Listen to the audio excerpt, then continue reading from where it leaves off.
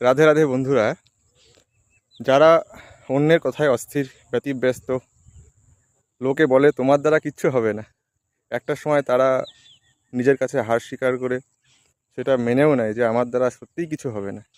আজকে কিছু কথা বলবো যেটা তাদের জন্যে, তাদের মনোবল বাড়ানোর জন্যে। তোমার মধ্যে নিজের গুণ ও ভালো দিকগুলি খোঁজার চেষ্টা করো, কারণ খারাপ দিক ও দোষ খোঁজার জন্যে অনেক লোক আছে।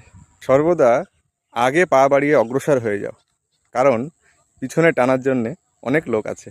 স্বপ্ন দেখলে সব সময় উঁচু দেখো, কারণ নিচু দেখানোর জন্যে অনেক লোক আছে। ভালোবাসতে হলে সবার প্রথম নিজেকে ও ভগবানকে ভালোবাসো, কারণ ঘৃণা করার জন্যে অনেক লোক আছে। লোকের এই খারাপ দেখানো, নিচু দেখানো, ঘৃণা করা, দোষ গুণ এগুলো খোঁজা, এটাতে আপনি কেন অস্থির হয়ে থাকবেন? এগুলো ওদের জন্যই রাখুন না, ওরাও কিছু করুক। দেখুন, জীবনে খারাপ ভালো অনেক কিছুরই সম্মুখীন হতে হয়, কিন্তু এই সব কিছুকে উপেক্ষা করে নিজের পথে চলাটাই হলো বুদ্ধিমানের কাজ। রাধে রাধে।